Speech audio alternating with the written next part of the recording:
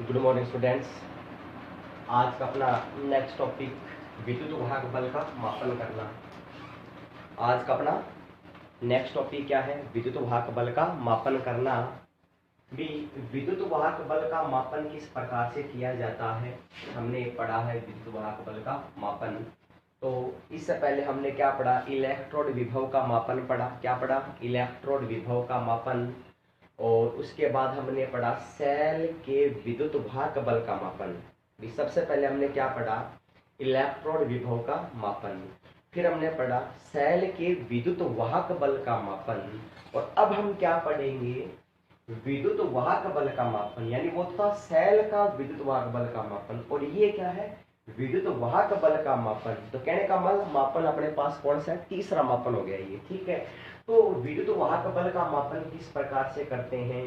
किसी ने क्या कहा कि किसी भी विद्युत वाहक बल का जो मापन करते हैं, ईएमएफ का मापन करते हैं, तो ये क्या कह रहा है कि इसका मापन है वो पोगेनड्रॉफ सिद्धांत के अनुसार करते हैं। पोगेनड्रॉफ सिद्धांत के अनुसार किया जाता है। भी इस सेल का जो मापन है या विद्युत वाहक बल का या इलेक्ट्रोमोटिव फोर्स है, उसका जो मापन करते हैं, इलेक्ट्रोड मापन, तो कहने का मतलब है वो पोगेनड्रॉफ सिद्धांत के अनुसार किया जाता है। और इस सिद्धांत की क्या खास बात है? ठीक है, पोगेनड्रॉफ सिद्धांत के अनुसार क्या है कि जिस सेल का विद्युत वाहक बल ज्ञात करना होता है, किसी या जिस सेल का विद्युत वाहक बल ज्ञात करना होता है, विद्युत वाहक बल ज्ञात करना होता है, उस सेल के विपरीत दिशा में, उस सेल के विपरीत दिशा में अदर सेल को जोड़ देते हैं, दूसरे सेल को जोड़ देते हैं। कि मान लो किसी सेल ए है, अपने पास में कोई ए सेल है, उसका हमें क्या निकालना है? विद्युत वाहक बल का मापन करना है। तो ए के हम क्या करेंगे? विपरीत दिशा में क्या जोड़ देंगे? बी सेल को जोड़ेंगे। तो कहने का मतलब ए जब बी के विपरीत होगी तो धारा का प्रवाह रुक जाता है। किसका प्रवाह है? धारा का प्रवाह रुक जाता है, ठीक है।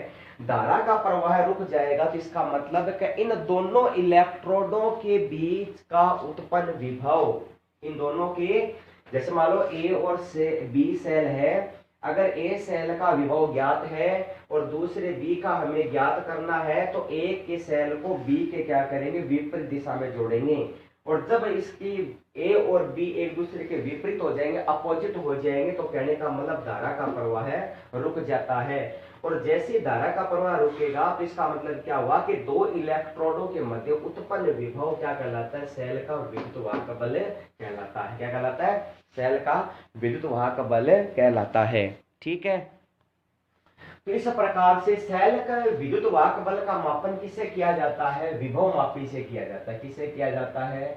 सेल के विद्युत वाहक बल का मापन विभव मापी की सहायता से किया जाता है, ठीक है। इसकी सहायता से, विभव मापी की सहायता से। तो आप देखिए कि अपने पास में क्या है? ये है विभव मापी। क्या है अपने पास में? ये होगी अपने पास विभव मापी, ठीक है जी।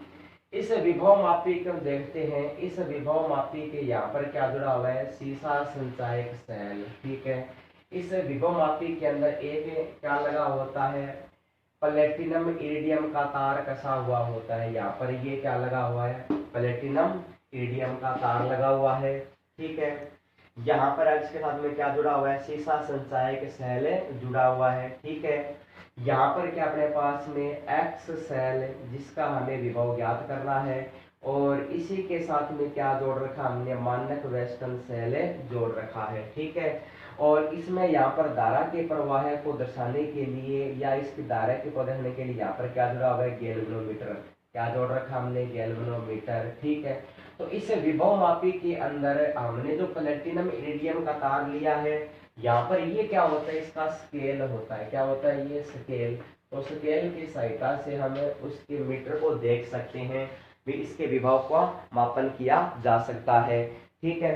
तो अब विभव मापी के अनुसार क्या है? देखिए कि ए बी एक समान अनुप्रस्थ काट का क्या है? वायर है। देखो ए से लेकर यहाँ पर बी तक, यहाँ पर क्या जुड़ा हुआ? प्लेटिनम इरिडियम का अनुप्रस्थ काट का क्या है? यहाँ पर तार जुड़ा हुआ है। 1 मीटर लंबा तार होता है।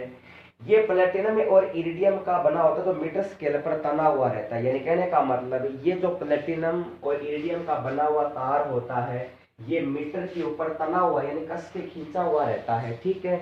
जो उस तार को हम क्या कहते हैं, ए से बी तक जोड़ रखा है। और इस विभव मापी पर यहाँ पर क्या लगा होता है, मीटर स्केल लगा होता है। कि हम इस पैमाने को देख सकते हैं, 10 हो गया, यहाँ पर 20 हो गया, यहाँ पर 30 हो गया, 40 हो गया, 50, 60, 70 और 80। इस प्रकार से यहाँ पर क्या लगा होता है, पैमाना लगा हुआ होता है, ठीक है। तो ये क्या कह रहा है कि इस मीटर स्केल का जो तार है वो प्लेटिनम इरिडियम का ही क्यों बनाया गया है। भी ऐसी क्या चीज है कि जिसकी वजह से इस प्लेटिनम इरिडियम का तार ही यूज किया जाता है। किसके ऊपर, विभव मापी को बनाने के लिए जो तार लगाते हैं ए बी अनुप्रस्थ काट का, वो वायर है या वो जो तार है वो प्लेटिनम इरिडियम धातु का यानी मिश्र धातु का क्यों बना होता है। उसका कारण है कि ये कठोर मिश्र धातु है और इसमें संपर्क यानी कुंजी को अनुप्रस्थ काट में क्या रखता है, स्थिर रखती है। यानी कहने का मतलब है कि विभव मापी के अंदर जो कुंजी होती है जिसको हम सर्पी कहते हैं, क्या बोलते हैं, सर्पी, ठीक है। भी इस प्रकार से बनी होती है कुंजी, ये कुंजी होती है ना, इसको हम क्या करते हैं, इस तार के ऊपर रगड़ेंगे, ठीक है। और इस तार के ऊपर ऐसे रगड़ते हैं ना तो ये तार कैसा होता है, कठोर होता है, आसानी से टूटता नहीं है। और इसका जो अनुप्रस्थ काट का क्षेत्रफल है वो भी क्या रहता है, इसका स्थिर रहता है, यानी क्षेत्रफल क्या रहता है, स्थिर।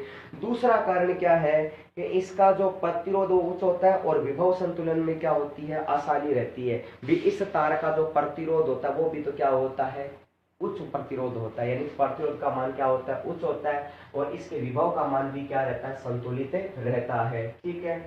अब क्या कहता है, देखिए कि C एक विद्युत वाहक बल का सीसा संचायक सेल है जो विद्युत वाहक बल के सेल के विद्युत वाहक बल से क्या होता है, अधिक होता है, ठीक है। यहाँ पर हमने क्या कहा, विभव अपेक्षा में हमने क्या जोड़ रखा है, सीसा संचायक सेल जोड़ रखा है जो सेल के विद्युत वाहक बल से क्या होता है, अधिक होता है। जो सेल का विद्युत वाहक बल होता है उस बल से सीसा संचायक सेल का विद्युत वाहक बल क्या होता है, अधिक होता है। और ये यहाँ पर इस सेल के साथ में जुड़ा हुआ रहता है, ठीक है। और इसी के समांतर क्रम में हमने क्या जोड़ रखा है, एक एक्स सेल जोड़ रखा है। वो एक्स सेल क्या है, अज्ञात सेल है, जिस सेल का हमें क्या करना है, विद्युत वाहक बल ज्ञात करना है, ठीक है। अब ये क्या कह रहा है कि हम क्या करते हैं कि परिपथ स्थापित होती सेल की विद्युत वाहक संपूर्ण ए बी तार पर समान रूप से वितरित हो जाता है। देखिए कि जैसे परिपथ को जोड़ते हैं, जैसे हम क्या करेंगे, पूरे परिपथ को जोड़ेंगे तो पूरे परिपथ के अंदर विभव उत्पन्न हो जाता है। यानी लंबाई ए से लेकर बी तक, यानी तार में क्या आ जाता है, विभव। परिपथ यानी परिपथ का मतलब कि पूरी विभव मापी के अंदर धारा जब प्रवाहित हो जाएगी, धारा का प्रवाह शुरू हो जाएगा तो इस सेल की जो विभव मापी है ना, तो उस परिपथ सी को जोड़ते ही पूरे विभव में क्या हो जाएगा, कार्य शुरू हो जाता है या विद्युत वाहक बल क्या हो जाता, स्थापित हो जाता है। अर्थात ए से बी की चलन की और विभव पात का मान स्थिर रहता है। जब अज्ञात सेल को परिपथ में लिया जाता है तो सेल विद्युत वाहक बल विरोध करता है तो दोनों परस्पर विपरीत दिशा में कार्य करते हैं। भी कहने का मतलब हमने क्या कहा था कि अगर किसी सेल के विद्युत वाहक बल का मान ज्ञात करना है तो उस सेल को हम क्या करेंगे, उस सेल के विपरीत दिशा में जोड़ेंगे। तो परिपथ के अंदर जैसे आप क्या लेते हो, सी सेल लेते हो, तो सी सेल है वो एक्स सेल के क्या हो जाएगा, विपरीत दिशा में हो जाएगा, या इससे क्या करेगा, वो कार्य करना शुरू करेगा। क्योंकि एक दूसरे के क्या होंगे, विपरीत दिशा में होंगे, तो धारा का प्रवाह क्या हो जाएगा, रुक जाएगा, ठीक है। अब ये क्या कह रहा है, सर्पी को ए से बी तक चलाकर गैलोमीटर में शून्य विक्षेप की स्थिति डी प्रदर्शित करते हैं। यानी अब गैलोमीटर के अंदर हम क्या करेंगे, शून्य विक्षेप करेंगे। क्या करेंगे, गैल्वेनोमीटर के अंदर क्या लेंगे, शून्य विक्षेप लेंगे। क्या लेंगे, शून्य विक्षेप है। तो हम क्या करेंगे, उस जैसे मान लो कोई कुंजी है, उसको क्या करेंगे, इस तार के ऊपर रखेंगे। आप इस तार के ऊपर सर्पी को ऐसे घिसेंगे, इसको रगड़ेंगे, और जब इसको रगड़ेंगे तो जहाँ पर शून्य विक्षेप आता है वो पॉइंट क्या होता है, डी। तो कहने का मतलब यहाँ पर जो इसकी जो स्थिति प्राप्त होती है उसको क्या कहते हैं, हम डी कहते हैं। क्या बोलते हैं, डी। तो यहाँ से तार की लंबाई क्या हो जाएगी, L1 हो जाएगी। इस तार की लंबाई क्या हो जाएगी, L1। तो उसकी दिशा क्या हो जाएगी, ए से कहाँ तक हो जाएगी, डी तक। कहाँ तक हो जाएगी, ए से डी तक। ठीक है।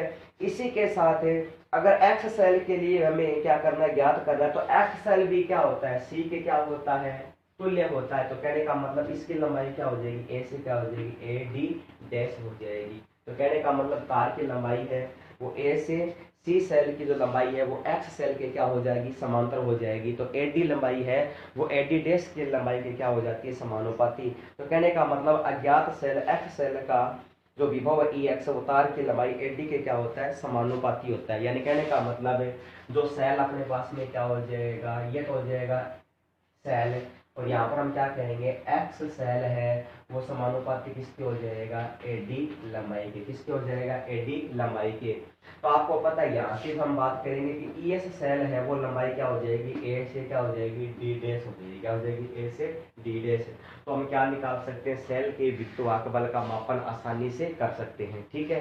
तो सेल के विद्युत बल का मापन करने के लिए हमने क्या कहा कि सबसे पहले हम क्या लेते हैं, विभव मापी लेते हैं। और किसी भी सेल के विद्युत वाहक बल का मापन करने के लिए हम किस सिद्धांत का उपयोग करते हैं, पोगेंड्रॉफ सिद्धांत के ऊपर आधारित होता है। और पोगेंड्रॉफ सिद्धांत के द्वारा ही हम किसी सेल के विभव का मापन ज्ञात कर सकते हैं या विद्युत वाहक बल का मापन कर सकते हैं। अब क्या कह रहा है कि अगर किसी सेल का हमें विद्युत वाहक बल ज्ञात करना है तो उस सेल के विपरीत दिशा में क्या करते हैं, दूसरे सेल को जोड़ देते हैं। और जैसे दूसरे सेल को जोड़ेंगे तो ये एक दूसरे के क्या हो जाएंगे, विपरीत दिशा में। और जैसे ए और बी एक दूसरे के विपरीत दिशा में होंगे तो धारा का प्रवाह क्या हो जाएगा, रुक जाएगा। तो इस प्रकार दोनों इलेक्ट्रॉनों के बीच के अंदर उत्पन्न जो विभव होता है उसे क्या कहते हैं, सेल का विद्युत वाहक बल का मापन किया जाता है। इसका मापन करने के लिए हम क्या लेते हैं, विभव मापी लेते हैं। क्या लेते हैं, विभव मापी। ये आपके पास में क्या है कि विभव मापी है। इस विभव मापी के अंदर 1 मीटर तार प्लेटिनम इरिडियम मिश्र कठोर धातु से मिलकर बना हुआ है। उस मिश्र धातु के तार को हम क्या करते हैं, ए से लेकर बी की लंबाई तक तनकर खींच देते हैं, इसको बांध देते हैं। ठीक है। और इसके हम क्या कर देते हैं, इस परिपथ में एक शीशा संचायक सेल सी को जोड़ते हैं। और उस शीशा संचायक सेल सी का जो सेल का विद्युत वाहक बल होता है उससे क्या होता है, अधिक होता है। बीसी सेल का विद्युत वाहक बल है वो तो क्या होता है, ज्यादा, और सेल का क्या होता है, कम होता है। ठीक है। और जिस सेल को हमें क्या करना होता है, विद्युत वाहक बल का मान ज्ञात करना होता है, उसको हम किससे प्रेजेंट करते हैं, एक्स के द्वारा। तो एक्स के द्वारा इस सेल को हम प्रेजेंट करेंगे।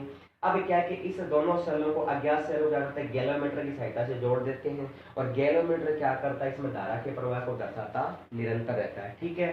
अब ये क्या कह रहा है कि जिस सेल के साथ में हमने सी के परिपथ के अंदर जोड़ेंगे कि जैसे ही परिपथ स्थापित होगा तो सी है, परिपथ सेल सी क्या है, संचायक शीशा संचायक सेल सी है।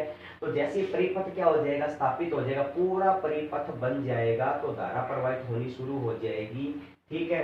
तो ये जो सी होता है ना, शीशा संचायक सेल, वो अज्ञात सेल एक्स के क्या हो जाएगा, विपरीत दिशा में हो जाएगा। क्या हो जाएगा, विपरीत दिशा में। ठीक है। तो ये क्या करते हैं कि अब इसमें क्या करते हैं, सर्पी यानी कुंजी को क्या करेंगे, इस प्लेटिनम के तार पर क्या करेंगे, रगड़ेंगे। तो प्लेटिनम का तार ही इसमें काम में क्यों लेते हैं, तो कारण है कि इसका प्रतिरोध का मान क्या होता है, उच्च होता है। और इस सेल का प्रतिरोध का मान और विभव भी क्या रहता है, संतुलित रहता है। और ये तार भी कैसा होता है, कठोर होता है। ठीक है। अब हम क्या करेंगे कि गैल्वेनोमीटर के अंदर शून्य विक्षेप को लाने के लिए यानी जीरो विक्षेप लाने के लिए इस कुंजी को क्या तार के ऊपर रखेंगे, जहां पर शून्य विक्षेप आएगा तो उसको हम क्या कर देते, दिशा निर्धारित कर देते हैं। जैसे हमने एक्स सेल का विभव हमने शून्य ज्ञात किया तो हमने अपने पास में यहाँ रखा, तो ये आ गया अपने पास में डी बिंदु आ गया कि डी बिंदु के ऊपर ई एक्स सेल का विभव पॉइंट क्या हो जाएगा, डी हो जाएगा। तो कहने का मतलब इस तार की लंबाई क्या हो जाएगी, ए डी हो जाएगी। क्या हो जाएगी, तार की लंबाई ए से लेकर डी, और सेल का विभव क्या हो जाएगा, अपने पास में क्या हो जाएगा, ई एक्स हो जाएगा। तो हम ये कह सकते हैं कि ई एक्स इज प्रोपोर्शनल टू, दिशा क्या हो जाएगी, ए से डी तक, यानी ई एक्स बराबर क्या हो जाएगा, ए डी लंबाई। तो ई एक्स क्या हो जाएगा, ई एक्स क्या हो जाएगा, ए डी से बी के मध्य क्या हो जाएगा, संबंध स्थापित हो जाएगा। और ई एस लंबाई क्या हो जाएगी, ए डी डैश हो जाएगी। तो इस प्रकार से हम किसी भी सेल के विद्युत वाहक बल का मापन कर सकते हैं। ठीक है। तो मैं इसको यहां से लिख देता हूं, देखिए। तो हम क्या करेंगे भी, इस सेल का हम क्या निकालेंगे, विद्युत वाहक बल कौन से का निकालेंगे, ई सेल का। तो अपने पास में हो गया ई एक्स इज प्रोपोर्शनल टू ए से डी, ए से डी क्या आ जाएगा, विभव। क्या आ जाएगा, ए से डी क्या आ जाएगा, विभव आ जाएगा। ठीक है। तो कहने का मतलब हो जाएगा कि ई एक्स इज प्रोपोर्शनल टू क्या आ जाएगा, ए डी, क्या आ जाएगा, ए डी। इसी प्रकार सेल क्या हो जाएगा, ई एक्स यानी मानक वेस्टर्न सेल के E S is proportional to क्या आ जाएगा, ए से क्या आ जाएगा, डी डैश। हम ये कह सकते हैं कि E S is proportional to क्या आ जाएगा, ए डी डैश आ जाएगा, क्या आ जाएगा, ए डी डैश। तो हम ये कह सकते हैं कि ई एक्स अपॉन में क्या आ जाएगा, ई एस बराबर में क्या आएगा, ए डी अपॉन में क्या आएगा, ए डी डैश, क्या आ जाएगा। तो ई एक्स अपॉन में क्या आएगा, ई एस इक्वल टू क्या आ जाएगा, ए डी अपॉन में क्या आ जाएगा, ए डी डैश आ जाएगा। तो ई एक्स का मान निकालेंगे, किसका मान निकालेंगे, ई एक्स का मान निकालेंगे। यहाँ से हम क्या करेंगे, इस ई एक्स का मान निकालेंगे तो अपने पास में क्या आएगा, ई एक्स इक्वल टू क्या आएगा, ए डी अपॉन में क्या आ जाएगा, ए डी डैश गुणा में क्या आ जाएगा अपने पास में ई एस। ठीक है, तो इस प्रकार से हम किसी भी सेल के विद्युत बल का मापन आसानी से कर सकते हैं। ठीक है, तो अपने पास में क्या था कि तार की लंबाई ई एक्स की लंबाई क्या होगी, अपने पास में होगी ई एक्स सेल यानी अज्ञात सेल की लंबाई क्या हो जाएगी, ए से क्या हो जाएगा, डी, तो इसका विभव क्या हो जाएगा, ए डी। तो ई एक्स इज प्रोपोर्शनल टू क्या आ जाएगा, ए डी। अब हम क्या करेंगे, ई एस, तो मानक western cell E S is proportional to क्या हो जाएगा, ए से क्या हो जाएगा, डी डैश, अर्थात E S is proportional to क्या हो जाएगा, ए डी डैश। तो हमें क्या करना है, सेल कौन से सेल का, अज्ञात सेल का विद्युत बल निकालना। तो हम क्या आएंगे, ई एक्स अपॉन में क्या आएगा, ई एस बराबर क्या आएगा, ए डी अपॉन में क्या आएगा, ए डी डैश आ जाएगा। तो हम यहाँ से क्या करेंगे, ई एक्स का मान निकालेंगे। तो ई एक्स इक्वल टू क्या हो जाएगा, ए डी अपॉन में ए डी डैश और गुणा में क्या आ जाएगा, ई एस। तो इस प्रकार से हम किसी भी अज्ञात सेल के विद्युत बल का मापन आसानी से कर सकते हैं। ठीक है, अब हम पढ़ेंगे नेक्स्ट टॉपिक अपने पास में है, तो इसके बाद है नेक्स्ट टॉपिक अपना, देखिए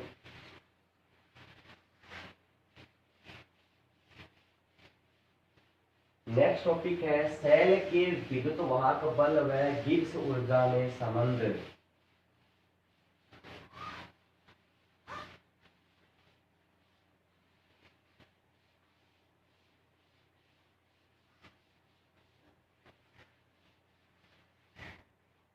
नेक्स्ट अपना टॉपिक है सेल के विद्युत वाहक बल व मुक्त गिब्स मुक्त ऊर्जा में संबंध। गिब्स मुक्त ऊर्जा में संबंध, सेल के विद्युत वाहक बल, सेल के विद्युत वाहक बल, सेल के विद्युत वाहक बल व गिब्स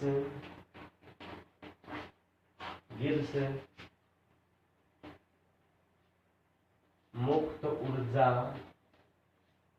में संबंध। गिब्स मुक्त ऊर्जा में संबंध, सेल की विद्युत वाहक बल व गिब्स मुक्त ऊर्जा में क्या पढ़ेंगे, संबंध पढ़ेंगे between the relationship EMF and और क्या आ जाएगा अपने पास,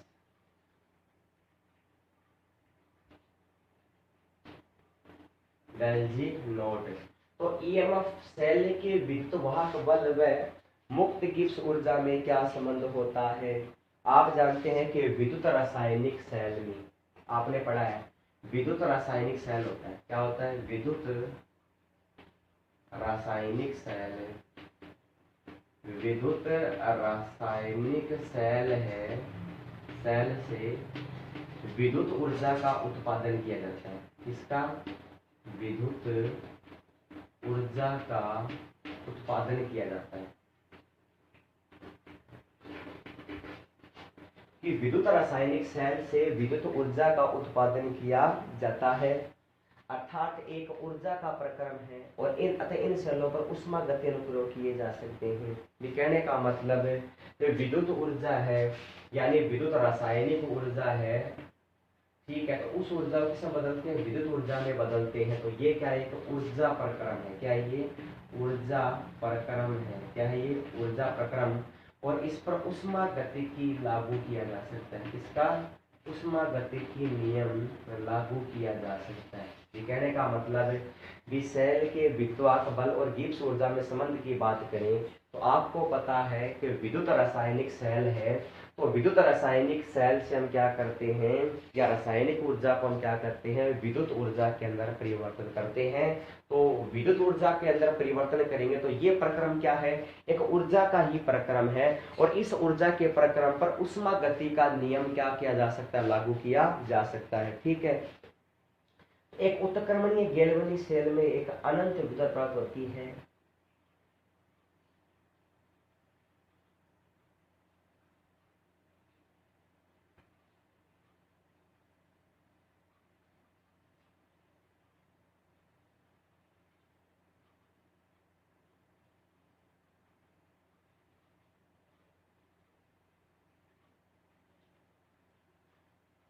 तो इसने क्या कहा कि किसी भी सेल के लिए यदि बात करें, किसी भी सेल के लिए, इसने क्या कहा कि विद्युत रासायनिक सेल के विद्युत ऊर्जा का उत्पादन की बात करें तो इसने क्या कहा कि कोई भी सेल है, कोई भी सेल, तो उस सेल का जो विद्युत वाहक बल होता है, सेल का क्या होता है, सेल का विद्युत वाहक जो बल होता है वो सेल में प्रवाहित आवेश या धारा, विद्युत धारा, सेल में प्रवाहित विद्युत धारा के गुणनफल के समानुपाती होता है। क्या होता है, गुणनफल के क्या होता है, समानुपाती। यानी किसी भी सेल के विद्युत वाहक बल का मान है उस सेल में प्रवाहित होने वाली धारा के गुणनफल के क्या होता है, समानुपात। माना एक सेल में n ग्राम तुल्यांक अभिकारक उत्पाद में प्रयुक्त होता है, तो एक इलेक्ट्रॉन मुक्त या अवशोषित मुक्त इलेक्ट्रॉन की संख्या n है, तो कुल आवेश प्रवाहित धारा की मात्रा n फैराडे होगी। तो कहने का मतलब क्या हुआ, कोई भी सेल है, क्या है, कोई भी सेल है, और उस सेल के अंदर इलेक्ट्रॉनों का अवशोषण होता है या इलेक्ट्रॉनों का उत्सर्जन होता है। तो माना कि कोई सेल के अंदर n इलेक्ट्रॉन है, क्या है, n इलेक्ट्रॉन है, तो n इलेक्ट्रॉन उत्सर्जित होते हैं और n इलेक्ट्रॉन ही क्या होते हैं, अवशोषित होते हैं। तो उसमें अगर कोई धारा प्रवाहित की जाए तो कुल प्रवाहित धारा की मात्रा n फैराडे होती है। यानी n फैराडे का मतलब क्या हुआ कि n तो हुई इलेक्ट्रॉन की संख्या और उसमें प्रवाहित धारा क्या हो जाएगी, f यानी फैराडे की संख्या हो जाएगी। तो इसने क्या कहा कि उसमें प्रवाहित धारा कितनी हो जाएगी, n फैराडे हो जाएगी। तो यदि सेल का विद्युत वाहक बल E हो तो विद्युत कार्य, तो विद्युत कार्य W बराबर क्या हो जाएगा, NFE हो जाएगा। यानी सेल के द्वारा किया गया कार्य, सेल के द्वारा किया गया विद्युत कार्य या किया गया कार्य W बराबर क्या हो जाएगा, NF और क्या हो जाएगा E। और सेल क्या है, सेल का विद्युत वाहक बल क्या हो जाएगा, विद्युत, सेल का विद्युत वाहक बल क्या हो जाएगा, E हो जाएगा, क्या हो जाएगा, E। तो कहने का मतलब विद्युत कार्य W बराबर क्या आ जाएगा, NFE आ जाएगा, क्या आ जाएगा, NFE। ठीक है, यहाँ अगर हम बात करें सेल की, तो सेल की अगर बात करें तो किसी रासायनिक अभिक्रिया के लिए बात करें तो कोई भी अगर सेल में रासायनिक अभिक्रिया होती है, अगर कोई सेल के अंदर केमिकल रिएक्शन होगी तो डेल जी का मान क्या होगा, ऋणात्मक होगा। यानी कहने का मतलब कोई रासायनिक अभिक्रिया यदि चलेगी उसमें डेल जी का मान क्या होगा, ऋणात्मक होगा। अगर डेल जी का मान ऋणात्मक होगा यानी किया है कार्य क्या हो जाएगा, तो डेल जी इक्वल टू क्या हो जाएगा, माइनस NF और क्या हो जाएगा, E हो जाएगा, क्या हो जाएगा, माइनस NF और क्या हो जाएगा, E। यानी किसी सेल के अंदर किया गया कार्य क्या हो जाएगा, डेल जी माइनस NFE। ठीक है, तो कहने का मतलब किसी भी रासायनिक सेल के अंदर अगर कोई रासायनिक सेल के अंदर कोई अभिक्रिया होती है तो वो अभिक्रिया सेल के अंदर तभी आगे की ओर चलती है जब डेल जी का मान क्या होता है, ऋणात्मक होता है। और जब डेल जी का मान ऋणात्मक होता है तो उस रासायनिक अभिक्रिया में क्या है, अभिक्रिया में अभिकारक से क्या बनता है, उत्पाद बनता है। और यदि किसी सेल के अंदर डेल जी का मान धनात्मक है तो अभिक्रिया आगे की ओर नहीं चलती है या आगे की ओर अग्रसर नहीं होती है। ठीक है, तो कहने का मतलब क्या हुआ कि सेल के विद्युत वाहक बल व गिब्स ऊर्जा में क्या संबंध होता है। तो आप जानते हैं किसी सेल के विद्युत वाहक बल की बात करें तो विद्युत रासायनिक सेल होता है, तो उस रासायनिक सेल में क्या करते हैं, रासायनिक ऊर्जा को विद्युत ऊर्जा में परिवर्तित किया जाता है। ठीक है, और इस प्रकार से ऊर्जा परिवर्तन करने का मतलब क्या हुआ कि ऊर्जा क्यों परिवर्तित हो रही, क्योंकि एक ऊर्जा प्रकरण है, ये क्या है कि ऊर्जा का परिक्रम है, और ये जो ऊर्जा का परिक्रम किसके ऊपर आधारित है, उष्मागति के नियम के ऊपर आधारित है। ठीक है, इसने कहा क्या कहा कि किसी सेल का जो विद्युत वाहक बल होता है वो उसमें प्रवाहित होने वाली धारा के गुणनफल के क्या होता है, समानुपाती। तो माना किसी सेल के अंदर क्या है कि एन इलेक्ट्रॉन है, कितने एन इलेक्ट्रॉन, सेल के अंदर उष्मा का अवशोषण भी हो सकता है और सेल के अंदर उष्मा का उत्सर्जन भी हो सकता है। तो माना किसी सेल के अंदर एन इलेक्ट्रॉन उत्सर्जन हो रहा है और एन इलेक्ट्रॉन क्या हो रहा है, अवशोषित हो रहा है, तो उस सेल में प्रवाहित धारा कितनी हो जाएगी, एन एफ हो जाएगी। तो एफ क्या हो जाएगा, फैराडे, एफ क्या हो जाएगा, फैराडे। तो यहाँ पर कितना मान हो जाएगा, तो सेल में यदि इस सेल का विद्युत वाहक बल क्या है, ई है, तो सेल में किया गया कार्य कितना होगा, तो सेल में किया गया कार्य डब्ल्यू बराबर क्या हो जाएगा, एम एफ ई हो जाएगा। और इस सेल के अंदर हम बात करें तो सेल में कोई रासायनिक अभिक्रिया हो रही है, तो सेल में रासायनिक अभिक्रिया होने पर डेल जी का मान यदि क्या है, ऋणात्मक है, तब तो सेल में आगे की ओर अभिक्रिया संपन्न होगी, और यदि इसमें डेल जी का मान क्या हो जाएगा, धनात्मक, तो अभिक्रिया आगे की ओर संपन्न नहीं होती है। तो इस प्रकार से सेल के विद्युत बल और गिब्स ऊर्जा में क्या होता है, संबंध होता है। ठीक है, उदाहरण के लिए यदि हम बात करें तो जिंक और कैडमियम सेल की बात करें, किसकी करें, जिंक और कैडमियम सेल की बात करें, तो आपके पास में जिंक है और क्या है, कैडमियम सेल है, क्या है, जिंक और कैडमियम सेल। तो देखिए एग्जांपल के रूप में बात करें,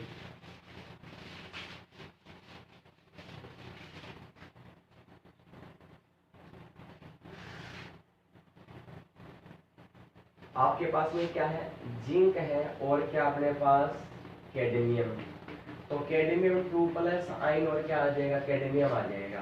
तो आपको पता है ये क्या है, ऑक्सीडेशन कर रहा है, क्या कर रहा है, ये ऑक्सीडेशन कर रहा है यानी ऑक्सीकरण कर रहा है, और ये क्या कर रहा है, रिडक्शन कर रहा है। तो सेल की रिएक्शन क्या होगी, तो सेल रिएक्शन का मतलब होगा कि जिंक है वो इलेक्ट्रॉन दे रहा है, तो ये जिंक इलेक्ट्रॉन दे रहा है, इसका मतलब क्या हुआ कि कैडमियम इलेक्ट्रॉनों को ग्रहण कर रहा है। कहने का मतलब ये हुआ कि जिंक यदि इलेक्ट्रॉन देता है, या जिंक क्या करता है, इलेक्ट्रॉन को देता है, तो इसका मतलब ये हुआ कि जिंक और कैडमियम है, क्या है, जिंक और कैडमियम। तो कहने का मतलब ये हुआ कि जिंक प्लस में क्या है, कैडमियम आयन है, क्या है, जिंक प्लस में क्या है, कैडमियम आयन। ठीक है, और इससे ये क्या बना लेगा, ये बना लेगा जिंक 2+ और प्लस में क्या आ जाएगा, कैडमियम आ जाएगा। तो कहने का मतलब है कि सेल के अंदर रासायनिक अभिक्रिया हो रही है, तो ये का तो जिंक का तो क्या हो जाएगा, ऑक्सीडेशन हो जाएगा, और कैडमियम का क्या हो जाएगा, रिडक्शन हो जाएगा। तो जिंक 2 इलेक्ट्रॉनों को त्यागता है तो कैडमियम क्या करता है, ग्रहण करता है। तो जिंक त्याग रहा है, कैडमियम क्या कर रहा है, ग्रहण कर रहा है। तो जिंक आयन और क्या बन जाएगा, कैडमियम बन जाएगा, क्या बन जाएगा, जिंक आयन और क्या बन जाएगा, कैडमियम। तो जिंक यहाँ पर कितने इलेक्ट्रॉनों को त्याग रहा है, जिंक यहाँ पर 2 इलेक्ट्रॉनों को त्याग रहा है, और कैडमियम क्या कर रहा है, 2 इलेक्ट्रॉनों को ग्रहण कर रहा है।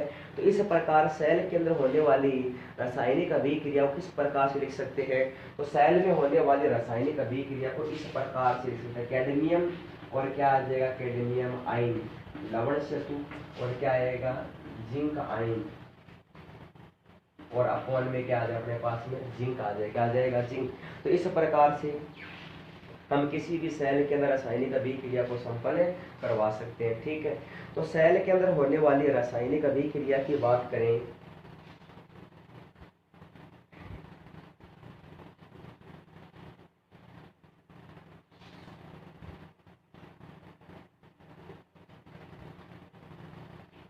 यदि इस सेल के अंदर ये तो हो गया, जब सेल का मान क्या होगा, ऋणात्मक है, और जब सेल के अंदर क्या होगा, डेल जी का मान क्या हो जाएगा, धनात्मक हो जाएगा, डेल जी क्या हो जाएगा, धनात्मक। तो अपने पास में क्या आ जाएगा, कैडमियम प्लस में क्या आएगा, जिंक आयन।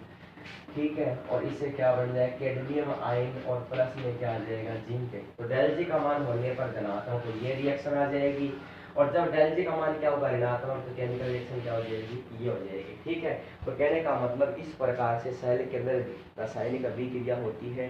तो ए बराबर क्या हो जाएगा, माइनस, तो ए बराबर क्या हो जाएगा, माइनस डेल जी अपॉन में क्या आएगा, एनएफ। तो हम जानते हैं, हमने क्या पढ़ा था, हमने पढ़ा था डेल जी इक्वल टू क्या होता है, माइनस एन एफ ई होता है, क्या होता है, ई। ठीक है, तो E बराबर क्या हो जाएगा, माइनस डेल जी अपॉन में क्या हो जाएगा, एन एफ। तो इस प्रकार से हम सेल के विद्युत बल और मुक्त ऊर्जा में क्या निकाल सकते हैं, संबंध निकाल सकते हैं। धन्यवाद।